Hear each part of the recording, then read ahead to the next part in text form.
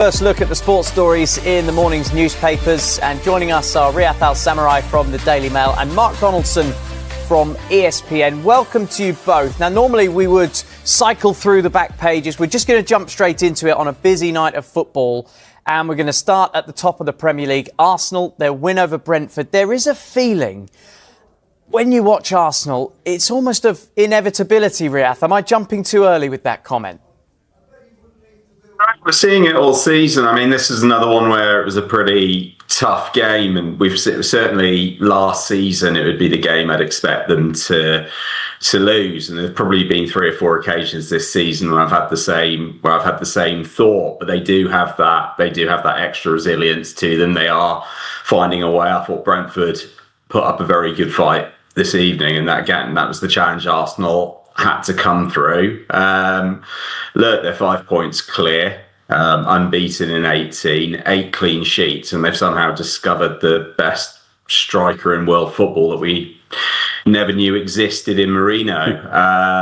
Look, it's coming together. It was a challenging night. I think we've spoken a lot on this show and elsewhere about the depth of Arsenal's squad. We're really seeing it coming to the fore now. I think this was the 4th game in 10 days or something slightly daft like that. They have had a lot of problems with injuries this season, and previously you would expect that to knock them off track, and it hasn't so far. I'm sure we'll talk more about Declan Rice shortly. If you were to try and put a slightly sour point on the night, him coming off of a calf injury is going to be a big concern. He's a massive player for them. We've seen that game in, game out at the moment, and Mosquera as well also came off with an injury, so they do actually have a slight defensive issue there. But currently, we're really scratching around for reasons to add disclaimers to this side. So far they've looked not only the best side in the Premier League this season, they've looked like the best side in Europe, and it's coming from a variety of different styles. They can carve through teams with good attacking football. They've got an incredible defensive record, and we know what they do with set pieces. It's very hard to look at their Arsenal and if you pardon the pun, and see where they're actually lacking at the moment. Yeah, scratching around for weaknesses. I think you've hit the nail on the head there. But Mark, I'm interested in this because Mosquera was injured tonight. Only a couple of weeks ago, experts were saying the weakness might come is if there was an injury to Gabriel. There has been. He wasn't playing tonight. And then maybe if there was an injury to Declan Rice. And the danger is that both of them now look like they might be injured.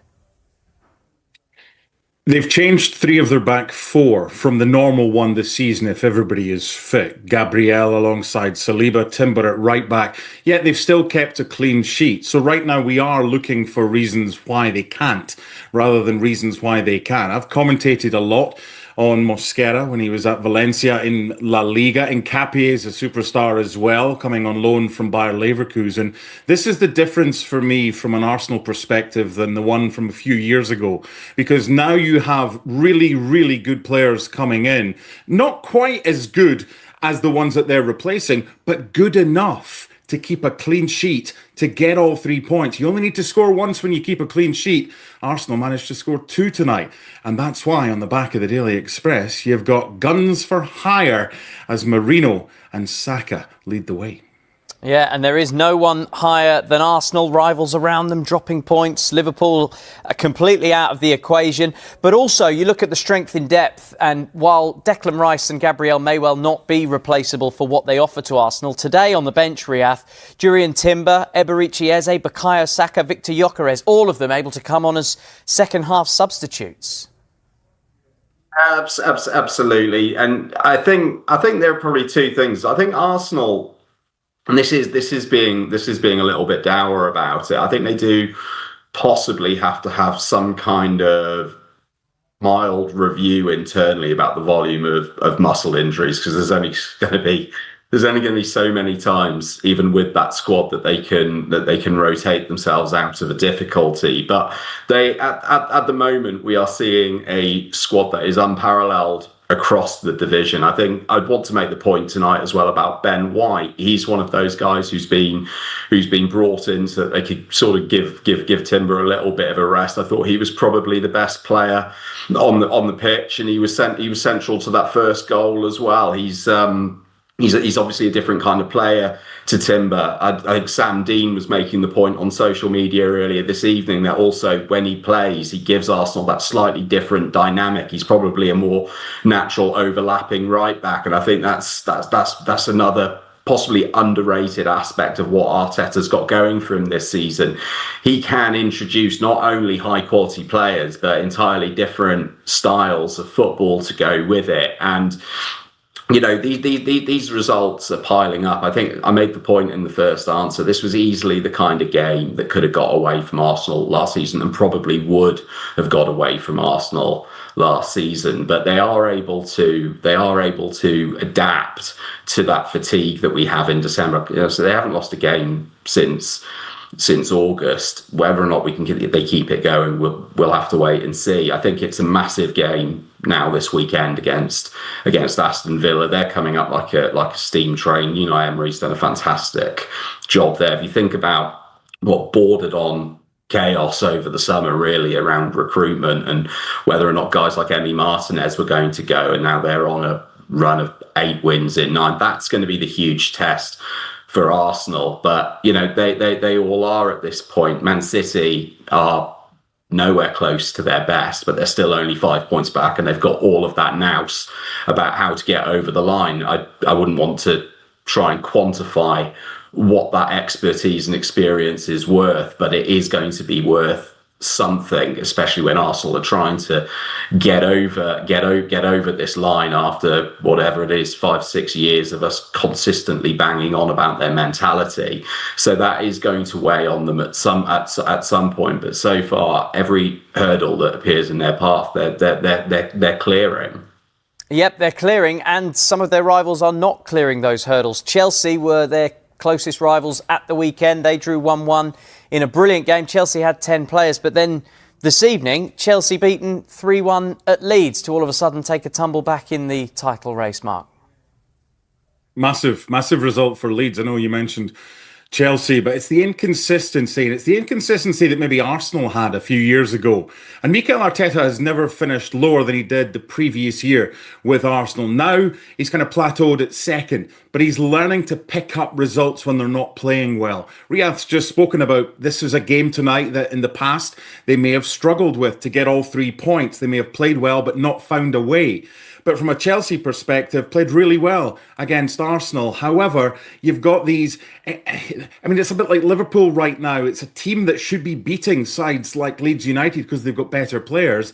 But this stage of the season, December time, midweek night, Leeds up for a battle. You've got to be as well if you're Chelsea. That's a massive result for Leeds to get them further away from the foot of the table. But from Chelsea, right now, it's like 2 steps forward, 2 steps back. They need to find that consistency. Yeah, they certainly do need to find that consistency. Riyadh, what's your hunch when we look at the table? We're more than a third of the way through the season now. Arsenal have this 5-point lead. Where is the main challenge going to come from? I mean, Manchester City. It's always going to be Manchester City. Their C game is still good enough for top 3 or top 4. Their B game is good enough for second. It's just a case, and I'm reticent to bring it up just on the basis that it has been a very prolonged period now, going all the way back to the Rodri injury last season, since we've seen a Manchester City that we can trust. Now, watching them last night was probably a case in point where, you know, they go and take a very comfortable situation and turn it into a minor drama. Now, they are still Manchester City. They've still got Erling Haaland up front. They've still got incredible quality across the side, and they've got arguably the finest manager that's ever lived in charge of them. So I think 5 points can disappear in a blink, especially given that we know Manchester City have still got 2 gears left to explore this season. Whether or not they do it, I don't know. I have now got increasingly come around to the view that Arsenal will get it done. But look, we're talking in the first week of December here, so it's nigh on pointless to speculate. But I look at that Manchester City team and what they've got in that squad, and they have to be the logical challenger. Liverpool are going absolutely nowhere. Chelsea, I think tonight they've been on excellent form. I've never really known quite what to make of Maresca's side there. It is young. It is therefore inconsistent, as Mark was saying. It's a team that can turn around and bash seven shades out of Barcelona and then go and lose to Leeds, who are coming in on a 4-game losing run. And people were talking this morning about Daniel Farke losing his job. So, are Chelsea going to be the challengers? Is it Aston Villa? Their squad doesn't, irrespective of the brilliant form they're in, their squad doesn't look like a title contending squad, with the greatest of respect, because I do think Emery's doing a fantastic job. So it is, for me, it's Arsenal, Manchester City. I just would love to be able to quantify exactly what that title winning experience is worth to Man City on the run in, but we're probably 3 or 4 months away from having that conversation in any sort of serious context. Yeah, if we shift our focus to the other end of the table, it's a big defeat for Chelsea, but it's a huge win, as you mentioned, for Leeds United. But more specifically, Mark, for their manager Daniel Farke, there have been a lot of noise around him. They've got this horrible run of games, and they're into that run of games with a huge victory. There's such a gap between the top end of the Championship and the lower end of the Premier League. We've seen that the past 2 seasons. The 3 that go up come back down. So why isn't there more patience for the managers who come up with the sides from the Championship? Leeds came up. Yet Daniel Farke, there was talk even before a ball had been kicked. Is he the man to even lead Leeds in the Premier League? Does he have that experience? Should we replace him? And yeah, he's had some results of late. They came very close to an excellent win the other day, yet they now have a good win over Chelsea. So what we're doing, we're just parking that speculation about his future until they go on another bad run. There has to be a little bit more patience. He got the team up. Surely he should be rewarded because, yeah, fine, get rid of a manager if you've got someone better to come in. But he knows the players. He knows what makes them stick. And I tell you what, he got a good tune out of that fiddle tonight against Chelsea. He certainly did. Very, very good win for Leeds United. And at the moment, they're sitting 3 points above the relegation zone with West Ham yet to play in this midweek game week. Now, we're going to take a quick break. And when we come back, we'll have a lot more of the look at the sports stories in the morning's papers. We'll reflect on the rest of a busy old night in the Premier League. And we'll be talking about Wilfried Nancy, confirmed as the new Celtic head coach. It's all coming up.